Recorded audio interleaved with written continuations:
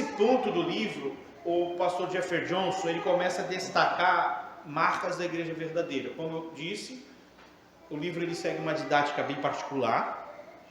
Quando nós vamos estudar isso no aspecto sistemático, nós vamos encontrar os atributos de Deus, que se relaciona ao que é a igreja.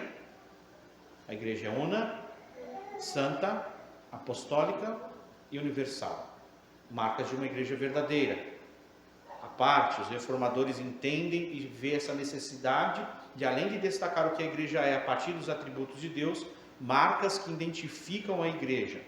Todos esses aspectos estão inseridos, sintetizados nas 3 marcas essenciais expostas no livro. É devido a isso que os reformadores, devido ao quê? Que a igreja é a comunhão sustentadora da verdade. É devido a isso que os reformadores e puritanos colocaram a pregação doutrinária e a observância das ordenanças como vitais à própria existência da igreja. Como o artigo 7 da Confissão de Augsburgo, datada de 1530, afirma: a igreja é a congregação dos santos na qual o evangelho é corretamente ensinado e os sacramentos são corretamente administrados. Então perceba que nós temos, desde a igreja antiga, já destacados atributos, que podemos sintetizá-los nas 3 marcas essenciais. No período da Reforma Protestante, nós temos então os reformadores destacando as marcas de uma igreja verdadeira. Amém? Aqui está claro, irmãos, esse ponto? Nós temos a confissão antiga aqui, né, já datada de 1530, afirmando 2 marcas de uma igreja verdadeira. Aí nós temos o João Calvino. Da mesma forma, João Calvino disse: onde quer que vejamos a palavra de Deus puramente pregada e ouvida, e os sacramentos administrados de acordo com a instrução de Cristo, ali não há que se duvidar, existe uma igreja de Deus. Tá bem? Então, os reformadores, eles olham os atributos de Deus, entendem que isso descreve muito bem o que é a igreja, mas agora eles veem a necessidade de destacar uma igreja verdadeira, visto que a igreja católica é considerada uma falsa igreja. Então, nós temos 2 expressões do período já dos reformadores, onde nós temos destacadas essas 2 marcas de uma igreja verdadeira.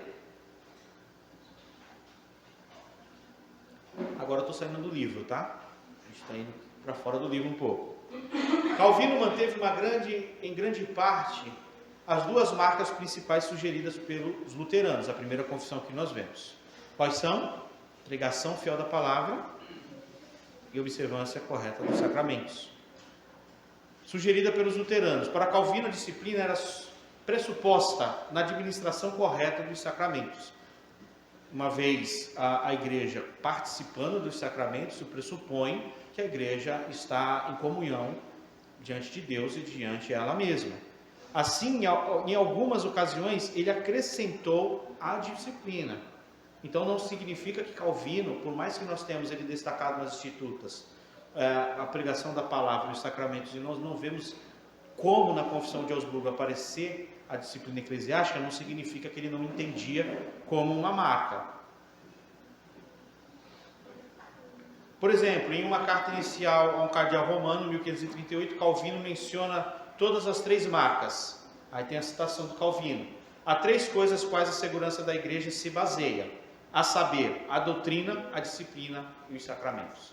Então percebe, irmãos, que o período da Reforma, ele começa, além de olhar os atributos da igreja, olhando para o romanismo, é a igreja que está sendo tratada no templo, é a igreja que está sendo colocada como a parte do que de fato é as sãs doutrinas, e destacando marcas de uma igreja verdadeira. Ela prega fielmente as Escrituras. Ok, ela é católica, ela é santa, ela é una, ela é universal. E essa igreja que compõe esses 4 atributos, que é isso, para que de fato isso seja verdade, ela precisa pregar fielmente a palavra, ela precisa administrar corretamente os sacramentos, ela precisa de fato exercer disciplina eclesiástica.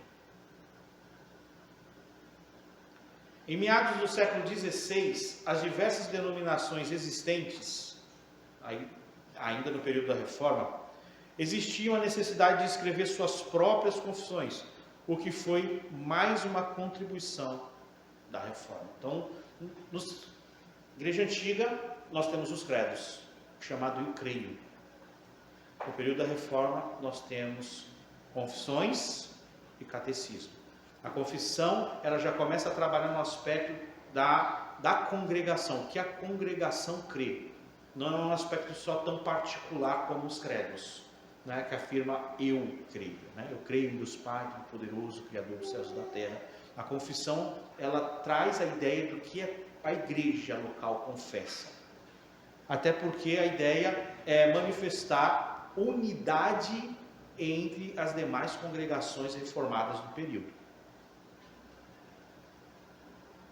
Um documento que foi adotado por um conjunto de igreja protestante em 1561, isso aqui, irmãos, é um breve cunho histórico para nós entendermos como o aspecto de marcas de uma igreja verdadeira, ele vem se desenvolvendo na história. Um documento que foi adotado por um conjunto de igreja protestante em 1561, conhecido como a Confissão Belga, oferece um resumo perfeito e serve como ponto de partida em relação a esse assunto. Então nós já temos uma confissão mais à frente da confissão luterana, um pouco mais à frente da fala de Calvino, que já é estabelecido como um dos 3 documentos da Igreja Reformada, né? Confissão Belga, os Planos de Dort e o Catecismo de Heidelberg. O que diz então a Confissão Belga? A Igreja Verdadeira é reconhecida pelas seguintes marcas. Aqui nós já vemos na Confissão Belga aparecer as 3 marcas de uma Igreja Verdadeira. Ela pratica a pura pregação do Evangelho, mantém a pura administração dos sacramentos ou ordenanças, segundo Cristo os instituiu, exercita a disciplina na igreja para a correção e punição dos pecados. Amém? Conseguiram perceber essa questão de que nós temos no período da Reforma essa imagem dos reformadores entendendo, destacar algo que marque a igreja, e que isso vai sendo, nós temos um aspecto progressivo nisso ao longo da história da Reforma. Aí agora eu gostaria de dar um destaque com os irmãos sobre marcas de uma igreja verdadeira. No livro você não tem, como eu disse, é algo sintetizado, é algo resumido, mas eu acho que a gente precisa conhecer um pouco mais sobre isso. Então aqui a gente está saindo um pouquinho do livro, não da ideia do livro, mas do escrito do livro. Amém? Algum comentário, alguma pergunta até aqui? Então, marcas da igreja verdadeira. Olha só, as marcas essenciais da igreja, o que elas responderam? Elas responderam a uma pergunta: o que é a igreja? Então, se eu tiver que pensar nisso ou responder isso, eu vou que a igreja é una, a igreja é pura, a igreja é sustentadora da verdade. E dentro dessas marcas essenciais, dialogar, pensar, ensinar o que é a igreja. Pensando que a igreja é una, a igreja ela tem um dono, ela é de Cristo. A igreja é a união daqueles que foram a Cristo em fé verdadeira, estão unidos a Ele pelo poder do Santo Espírito. Logo, unidos uns aos outros. Tudo isso aqui são aparatos que auxiliam o desenvolver da igreja, não é isso? Que auxilia o bom desempenho. Não é a igreja. A igreja são pessoas regeneradas, transformadas pelo poder do Evangelho. Então, as marcas essenciais da igreja responderam à pergunta: o que é a igreja? E as marcas da igreja verdadeira? Ela responde uma outra pergunta: como a igreja verdadeira pode ser identificada? Amém? Eu sei e sabemos, pelas marcas da igreja, pelas marcas essenciais de uma igreja, ou os atributos da igreja, o que a igreja é. Porém, nós vivemos um tempo de tantas falas, tantas expressões, como identificar de fato uma igreja verdadeira? Então, como a igreja verdadeira pode ser identificada? Marca aí porque pode cair na prova, não está no livro. Tá? Primeiro, pensando como a igreja verdadeira pode ser identificada, isso é uma pergunta que ocorre, irmãos. E muitas vezes nós deixamos que a nossa mente receba isso de forma superficial. E eu não sei você, mas pelo menos a mim, já foi feita essa pergunta muitas vezes. Poxa, mas tem tantos lugares, como saber em qual igreja é? Eu estava em tal lugar, será que é correto? Eu gostei muito, as pessoas são bacanas, são receptivas, e vários atributos vão sendo dados ali. E muitas vezes o que acontece é que as pessoas vão buscando numa ideia muito mais popular a responder a isso do que de fato nas escrituras sagradas. Entende? Então é muito importante nós entendermos como identificarmos a verdadeira igreja. Termos ela em mente e coração para que possamos dar boa resposta à nossa esperança. A pregação fiel da palavra de Deus. Tem como uma igreja ser declarada verdadeira sem que haja a fiel pregação da palavra de Deus? Uma palavra misturada, uma palavra poluída. Logo, o que tem é simplesmente o texto bíblico. As heresias, elas surgem, irmãos, elas existem através da leitura do texto bíblico. Elas não existem com outros materiais. Se forem outros materiais, são outras religiões, são outros segmentos. Heresia cristã se utiliza as escrituras sagradas.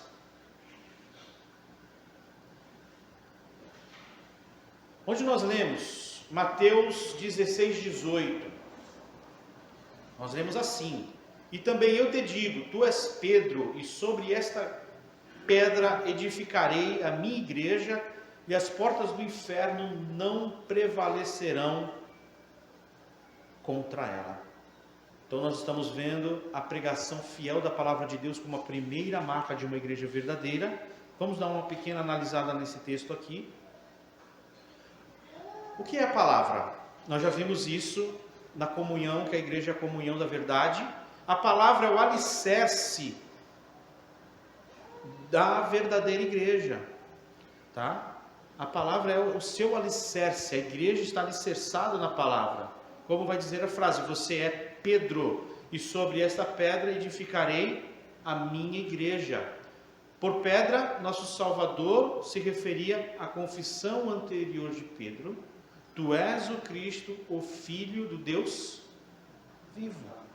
Essa confissão é o resumo da revelação que Cristo faria a Pedro, ou seja, e ao restante dos apóstolos, e se tornaria nossas escrituras do Novo Testamento. Então perceba como a igreja pode existir uma igreja sem que exista a pregação fiel da palavra, sendo que a igreja está alicerçada, fundamentada na verdade. Se uma igreja, ela se diz igreja de Cristo e não prega fielmente a palavra, ela está alicerçada em quê? Uma vez que a igreja é o edifício de pedras vivas, de homens e mulheres regenerados por Cristo Jesus, alicerçada sobre o fundamento dos apóstolos e Cristo como a pedra fundamental. A igreja é edificada sobre os apóstolos e sobre os profetas. Isso está em Efésios 2:20. Vamos abrir? Nós mencionamos que o nosso estudo é buscar nas escrituras, então é necessário que nós não simplesmente cite, né? Faça a leitura.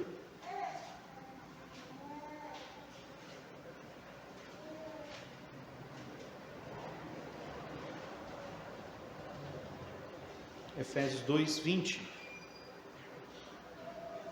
Então nós temos a confissão de Pedro e o Pedro como representante dos apóstolos.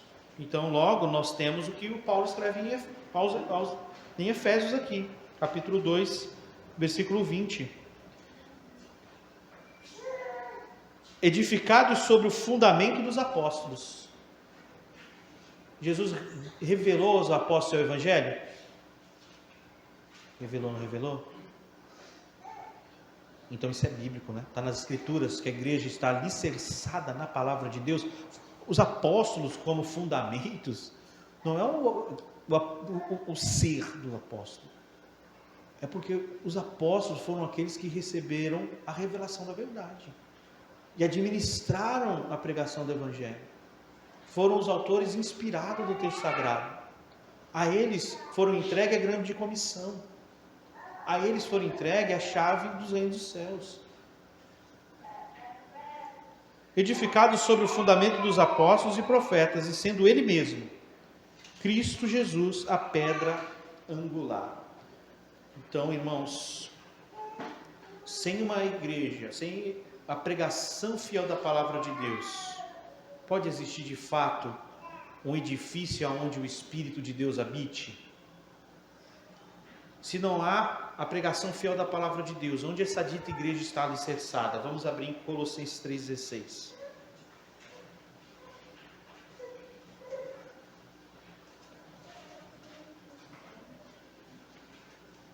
O pastor está com o microfone ainda, né? Pode ler, versículo 16, por favor.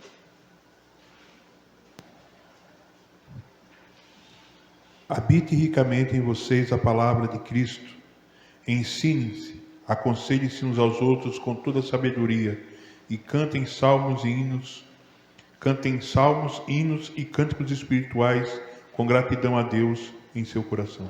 Habite ricamente em vós. Não é partes, não é um adorno, é um preenchimento. Amém? A igreja é edificada sobre os apóstolos e os profetas, ou podemos resumir isso sobre a palavra de Cristo.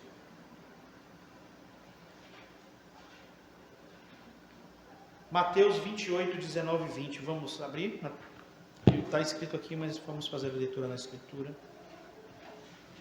Vai que você não tem o hábito de abrir ela, e aqui a gente treina.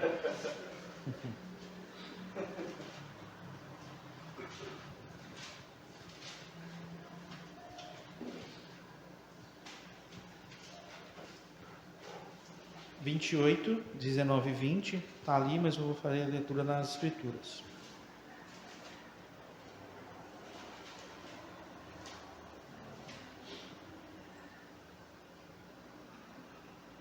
Ide, portanto, fazei discípulos.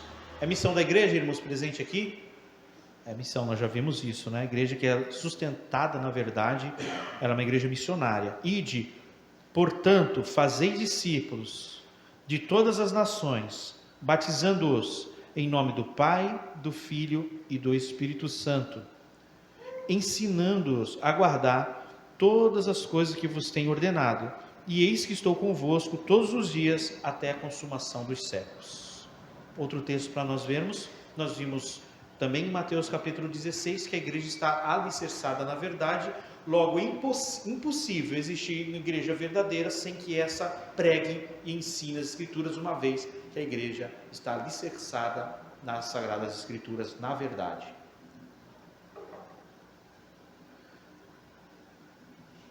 Olhando para esse texto, pensando na missão da igreja, vamos descobrir mais um pouco aqui se a igreja realmente ela precisa ter a fiel pregação da palavra. A igreja é gerada por meio da palavra. Onde nós vemos isso? Ide, portanto, e fazei discípulos de todas as nações. Isso implica pregação, isso implica ensino. A igreja é gerada por meio da palavra. Há quem diga que é o contrário, né? Que foi a igreja que estabeleceu a palavra. Jamais. É a palavra, irmãos, que gera a igreja. Ide, portanto, fazei discípulo a todas as nações, isso implica em pregação. Ide por todo o mundo e pregue o que vem à cabeça de vocês. Pregue o que dê na telha. Pregue alguma coisa entre escritura e stand-up. O negócio é fazer o pessoal rir. Pregai o evangelho a toda criatura. O conteúdo apostólico, não o conteúdo de homens. mas é a revelação que Cristo dá aos apóstolos. Cristo, como o sumo profeta, o sumo apóstolo, entrega aos seus apóstolos a revelação da palavra de Deus do Evangelho. Outro ponto, a igreja não somente é gerada. Se essa igreja aqui é uma igreja de fato verdadeira, é uma expressão legítima da igreja invisível, então essa igreja ela precisa ter sido gerada pela pregação fiel da palavra de Deus. Ela precisa ter sido gerada pelo Evangelho verdadeiro. Porque se ela não for gerada pelo verdadeiro Evangelho, é questionável se de fato somos membros legítimos da igreja. Porque somente a palavra poderosa tem o poder de regenerar corações, de trazer pecadores ao arrependimento e fé. Se for um outro tipo de conteúdo, o que simplesmente estamos fazendo é entretendo pessoas. E fazendo pessoas se acomodarem em algum tipo de sociedade meramente humana. E podemos ter uma placa bonita, podemos ter nomes que trazem impacto à sociedade, podemos ter pessoas que falem e se expressem muito bem, em um lugar muito bacana, porém se não for a palavra de Deus que está sendo pregada, não são crentes que estão sendo gerados, porque é a palavra de Deus que gera crentes, e não outro conteúdo.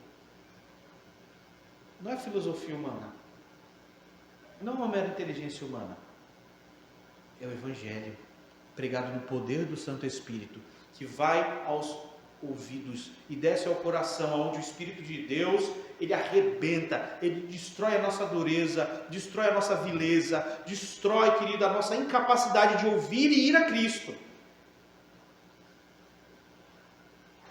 A igreja não é somente gerada, mas ela também é fortalecida por meio da palavra. O que nutre a igreja? O que alimenta a minha vida? O que alimenta a tua vida? A igreja verdadeira é alimentada e fortalecida pela palavra que a gerou. Se eu sou gerado pela palavra, se nós como igreja somos gerados pela palavra, somos fortalecidos, nutridos e alimentados pela palavra, ensinando-os a guardar todas as coisas que vos tenho mandado. A igreja é gerada pela palavra, então ela é igreja. E essa igreja que é gerada pela palavra, então ela é igreja, ela é alimentada, fortalecida pela palavra, ensinando-os a guardar todas as coisas que vos tenho mandado. Isso implica em obediência, submissão às Escrituras, um coração ensinável. Marcas de uma igreja verdadeira. Não adianta nós afirmarmos, irmãos, que somos gerados porque em um momento nós pregamos e alguém foi convertido, se nós não somos nutridos e fortalecidos pela palavra. Se a palavra não é o meio pelo qual a minha vida é direcionada.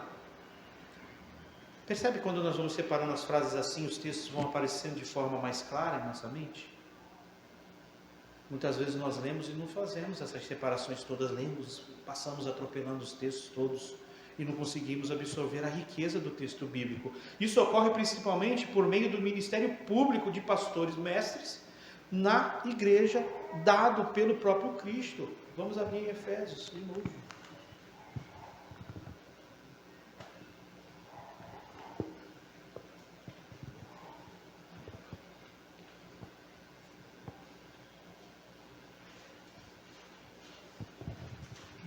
Efésios 4, esse texto nós já estamos sempre trabalhando com ele, nós ficaremos assim, né? Indo e retornando aos textos sempre. Efésios 4, 11 ao 16, veja bem, o ministério do ensino, o ministério da pregação da palavra. Vamos ver se isso está nas Escrituras e realmente cumpre esse aspecto. Versículo 11, Efésios 4, e ele mesmo, quem? Cristo, concedeu uns para apóstolos, outros para profetas, outros para evangelistas e outros para pastores e mestres. Aqui pode ser dito também pastor mestre, tá? Com vista ao aperfeiçoamento dos santos para o desempenho do seu serviço para a edificação do corpo de Cristo.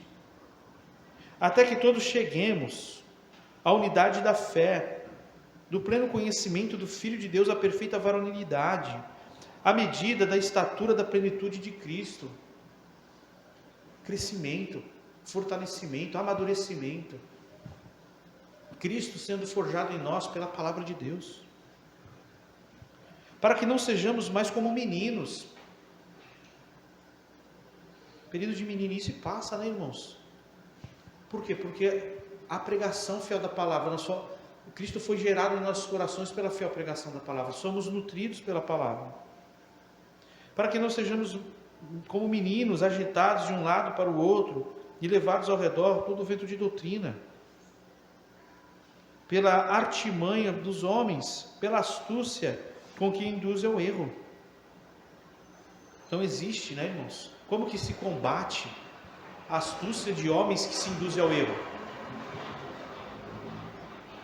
Pelo ensino da palavra de Deus. Mas seguindo a verdade em amor. Cresçamos em tudo naquele que é a cabeça, Cristo, de quem todo o corpo bem ajustado e consolidado pelo auxílio de toda a junta, segundo a justa cooperação de cada parte, efetua o seu próprio aumento para edificação de si mesmo e amor. Esse aumento não é que hoje nós temos uma igreja com 30 e amanhã nós queremos ter uma igreja com 100, 200. Esse é o crescimento de cada um de nós em Cristo Jesus, que se dá pelo fortalecimento por meio da palavra de Cristo, por meio da palavra de Deus. Irmãos, algum comentário até aqui?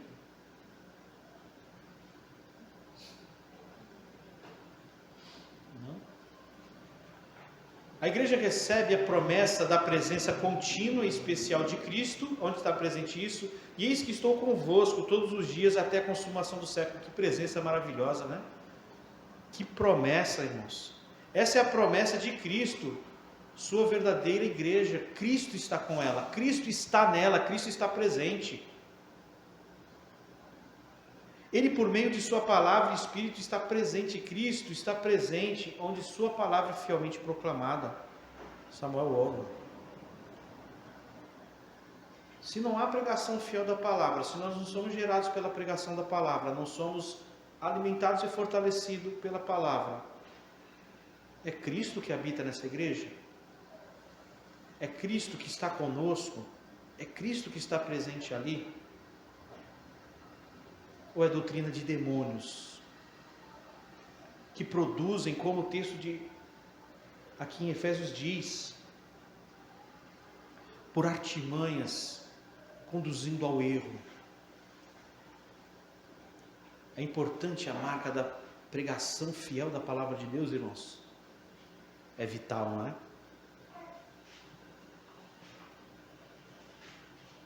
Outro ponto, a fiel administração dos sacramentos, ou administração fiel dos sacramentos. Irmãos, vou entrar no outro ponto. Alguém quer comentar algo aqui da primeira marca? Irmão Eduardo?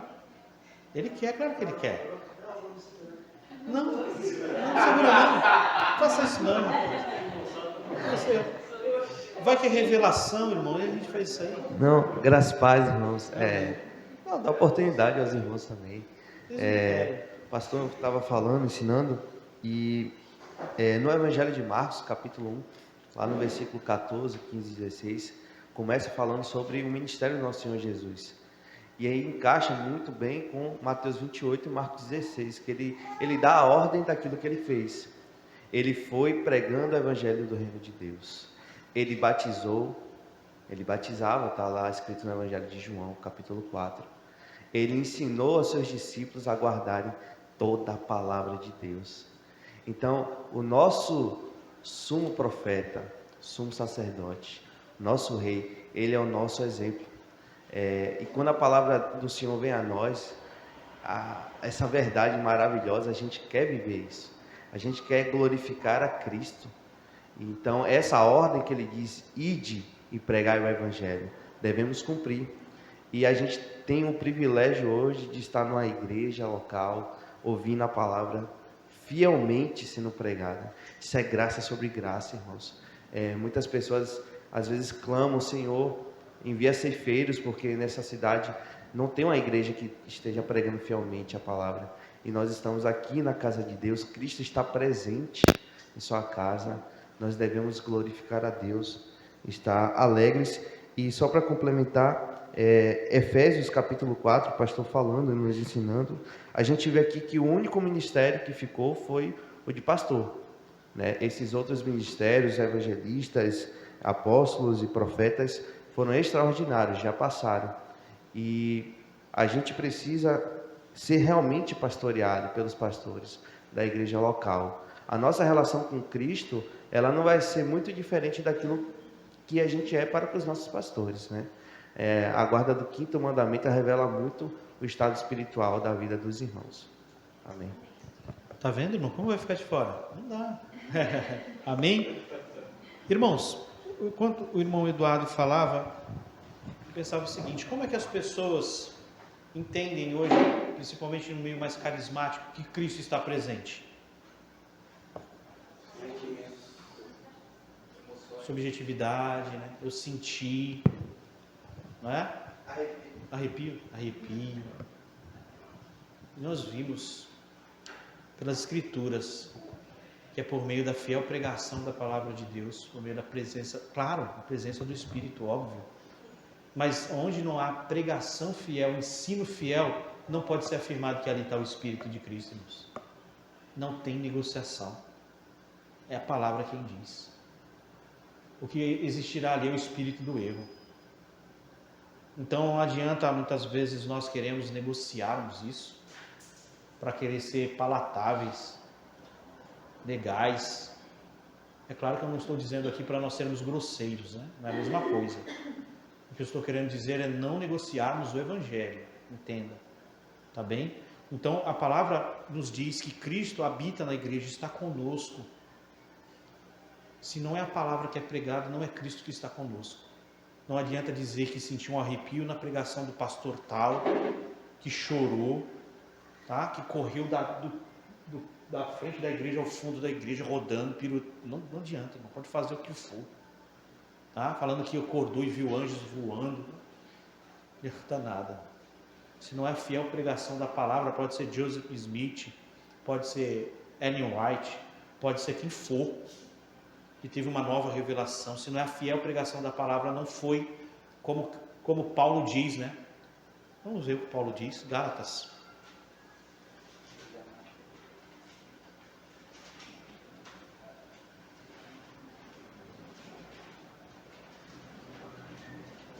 Gálatas 1. Farei mais uma leitura porque eu vi que eu não vou colocar todos os 3, já percebi que eu não vou conseguir, então vamos gastar o tempo com a palavra.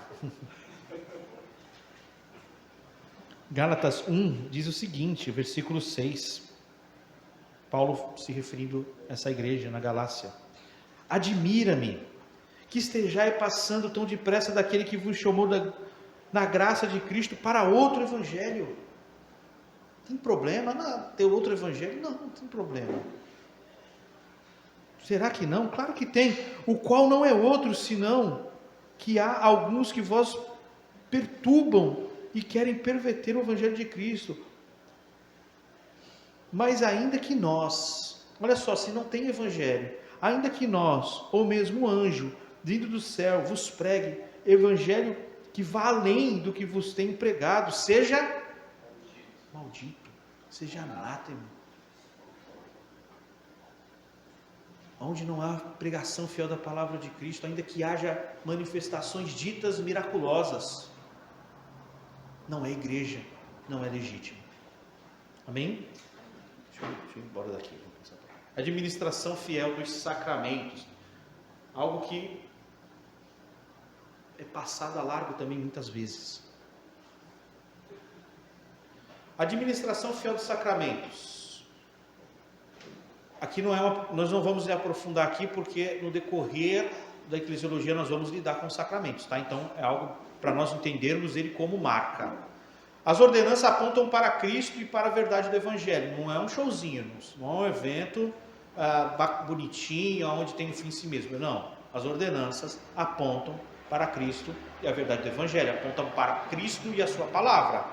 Eles identificam visualmente o povo de Deus.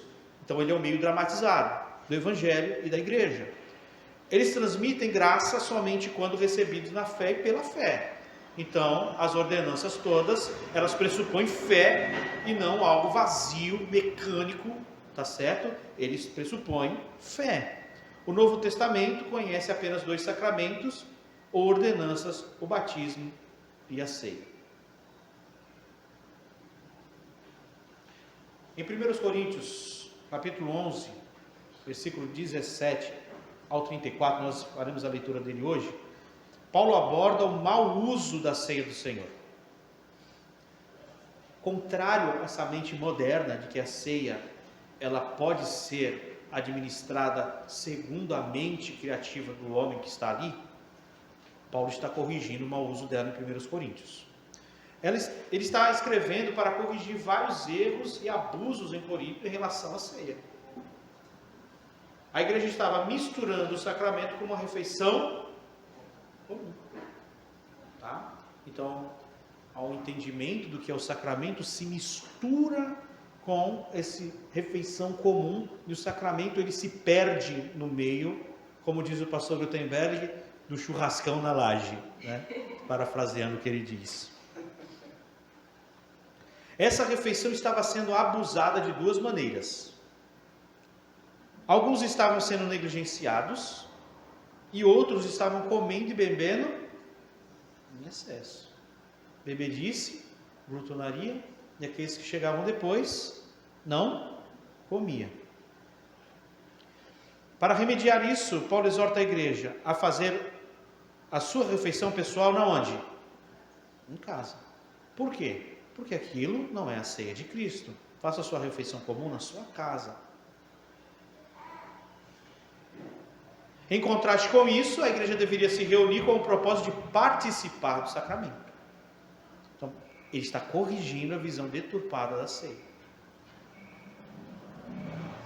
Portanto, meus irmãos, quando vos reunirdes para comer, isso é, para participar do sacramento, ele separa a ordenança, o sacramento do churrasco da laje ali, e coloca, quando se reunirdes para comer, esperai uns aos outros. Ele está ensinando a forma correta. Então perceba que a ceia não é segundo a imaginação de ninguém. Ele está ensinando como observar. Observe, a ceia do Senhor é uma ordenança de Cristo. De Cristo. Paulo aponta a origem desse sacramento. Ele recebeu do Senhor. Versículo 23. Sua forma não é deixada para nós determinarmos. O próprio Cristo instituiu essa ordenança, Lucas 22, 19 e 23. Não temos liberdade para alterá-la. Ela deve ser praticada na igreja como Paulo a recebeu. Bíblica. Por isso que os reformadores têm nos seus escritos em alta conta a fiel pregação e ensino da palavra de Deus. Porque você vai percebendo que as outras marcas, irmãos, estão todas alicerçadas na palavra. Você percebe que nós não temos liberdade de Paulo alterar a observação da ceia. Ela deve ser praticada na igreja como Paulo recebeu de Cristo. Logo, nós recebemos das Escrituras como deve ser. Aí nós temos 3 pontos para que a gente possa considerar. O primeiro deles é a forma adequada dos sacramentos deve ser observada. Como? Os sacramentos devem ser praticados conforme ilustrado nas Escrituras, não de outra forma. Aqui nós entendemos assim, não existe, se isso for a parte das Escrituras e for meramente algo que a pessoa diga, eu tive uma iluminação e aqui nós fazemos assim, não. É as Escrituras. Na ceia, o pão e o vinho são tomados, não são outros elementos. Quais são os elementos da ceia? Pão e vinho. E no batismo, o pecador, não sei se é ou não é, não, pecador, crente é imerso. Imerso. Marca da Igreja Batista, tá? Imerso, tá? Então é a forma adequada dos sacramentos. Como eu disse, é uma forma de nós olharmos aqui o sacramento como marca. Nós veremos isso, as ordenanças, de forma um pouco mais trabalhada à frente, tá? Outro ponto, os sujeitos apropriados dos sacramentos. Ceia aberta, qualquer um, não batizados. Ninguém além dos cristãos deve participar dos batismo e ceia para crente. Isso é universalmente aceito com relação à ceia. E com relação ao batismo, a igreja geralmente concorda que somente os crentes verdadeiros devem receber o sinal da aliança. Geralmente, por que geralmente? Porque tem os nossos irmãos presbiterianos que batizam seus filhotes, né? E nós sabemos que, como que a gente sabe se aquele filhotinho de incrédulo é crente, né? Não sabe. Então, está sendo admitido aí a possibilidade de ter meio essa comunidade um batizado que não seja de fato regenerado. Ninguém, a não ser os cristãos, que por profissão de fé e arrependimento são membros da igreja, são expressão visível da igreja invisível, deve observar o sacramento. Se você crê de todo o seu coração, será batizado. Então, os sujeitos apropriados ao sacramento são os crentes. Então, a igreja, quando ela tem uma ceia ultra aberta, ela não se preocupa de onde vem, para onde vai, não faz o chamado ali à frente e analise se o homem e não convoca que a igreja, a pessoa que participa disso seja membro de uma igreja, esteja de fato em Cristo. Ela está sendo relapsa ao aspecto se aquela pessoa que adentrou ali de fato é crente ou não, tá? Os sacramentos, a intenção adequada dos sacramentos deve ser observada.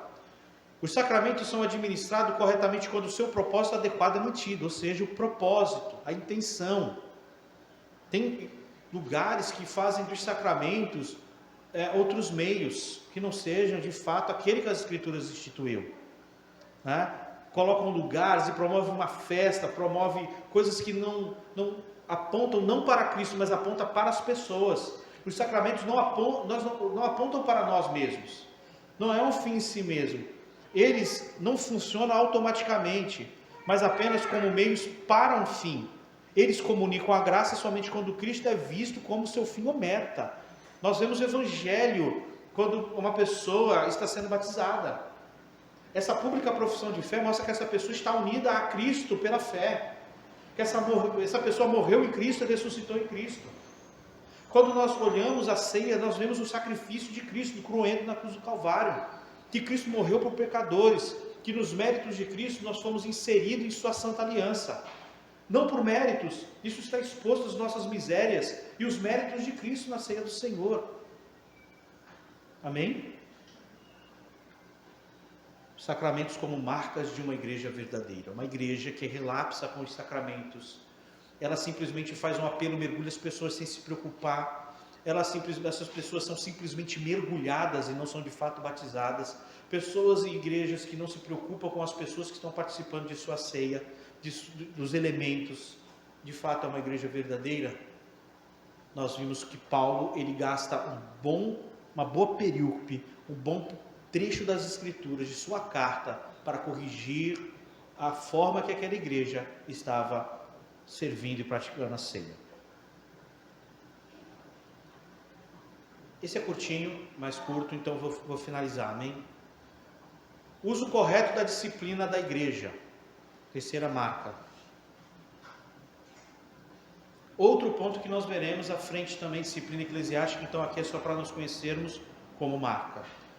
O termo disciplina frequentemente evoca sentimentos negativos.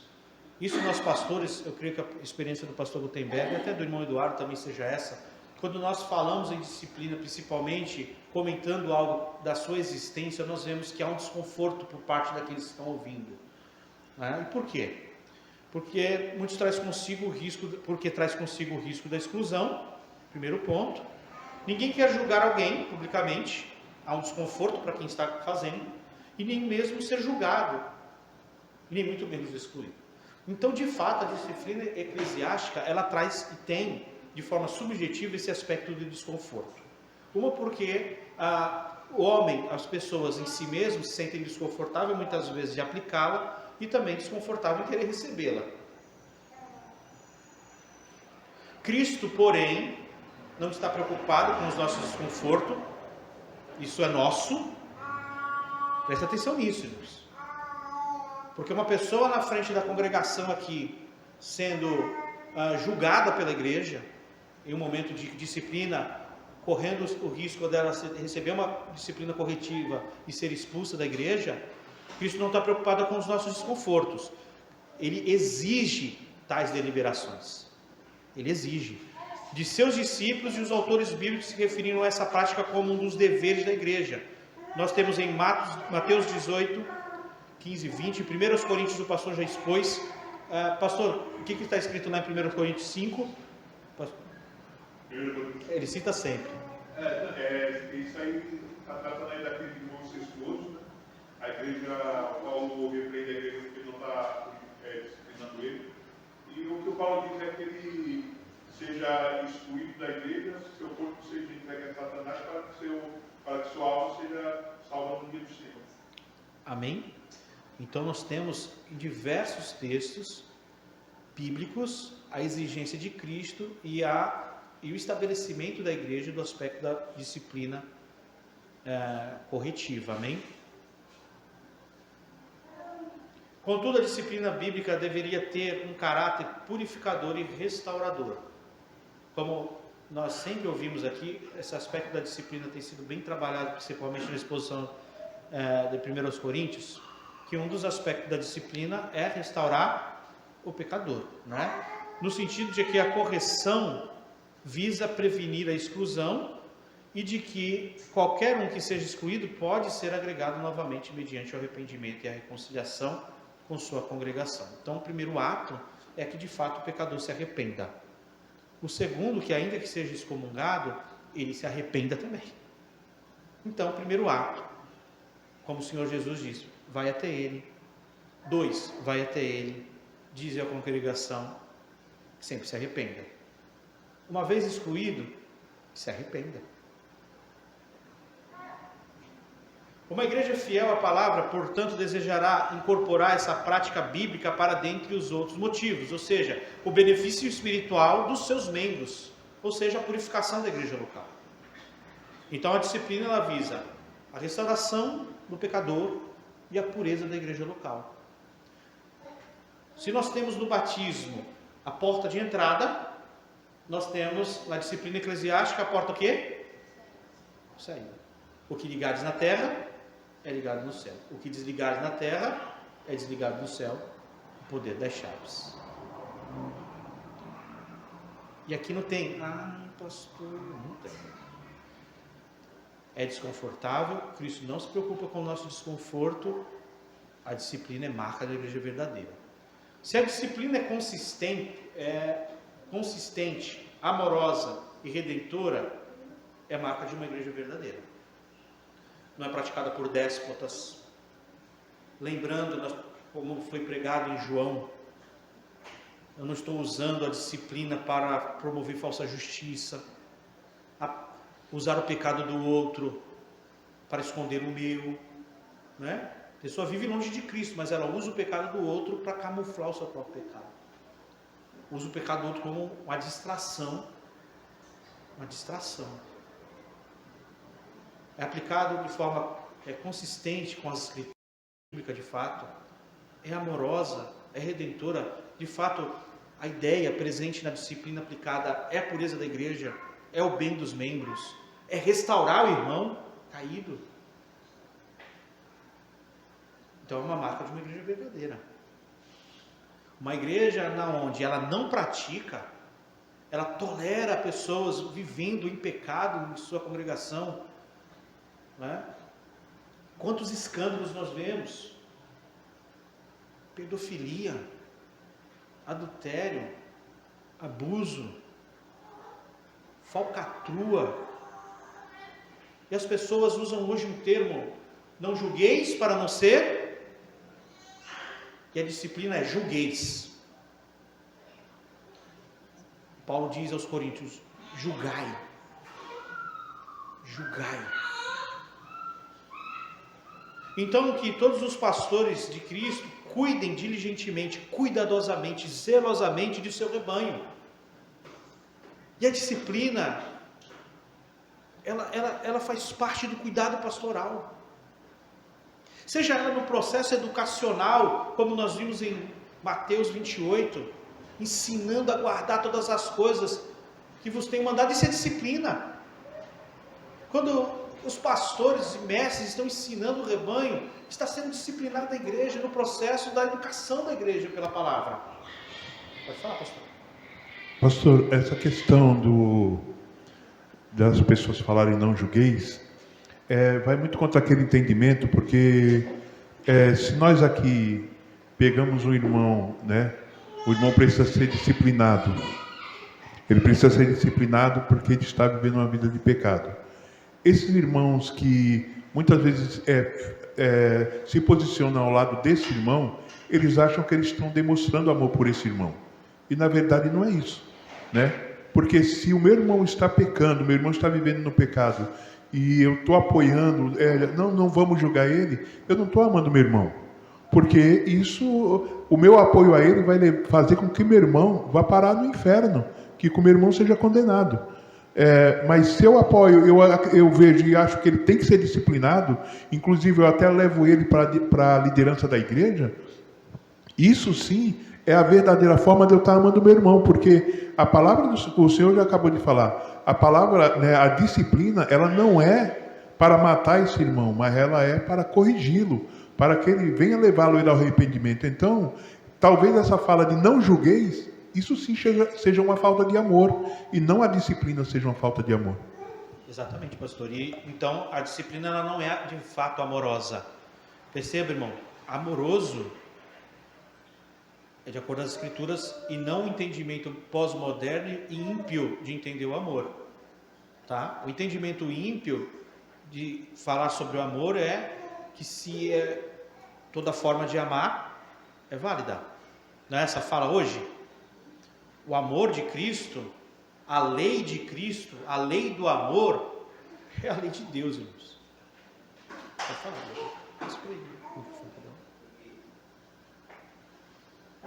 E também, pastor, a gente percebe que a disciplina na igreja é feita pela membresia, né? Não é só um dever dos pastores, porque tem gente que fala assim, pastor que resolva lá, aquele irmão lá, ou a irmã lá que dá sempre aquele problema, aquele pecado e tal, mas compete a toda a membresia, né? É isso que Jesus ensina. Exatamente. E a gente tem que ter essa responsabilidade como membros da igreja local também. Amém. Uma igreja que se preocupa pouco ou nada com a pureza de seus membros, contradiz seu próprio nome. Uma igreja que se preocupa pouco ou nada com a pureza de seus membros, contradiz seu próprio nome, ou seja, igreja chamados para fora. Ceia, batismo e disciplina faz parte do nosso programa de eclesiologia. Aqui é para que nós conheçamos as marcas da igreja verdadeira. Nós falaremos, irmãos, na próxima ocasião, de uma quarta marca, e essa é mais relacionada aos batistas. Então, nós teremos um dia só para tratar dessa, que é membresia regenerada. Amém? Vamos orar ao Senhor e agradecer para que nós possamos ter um intervalo.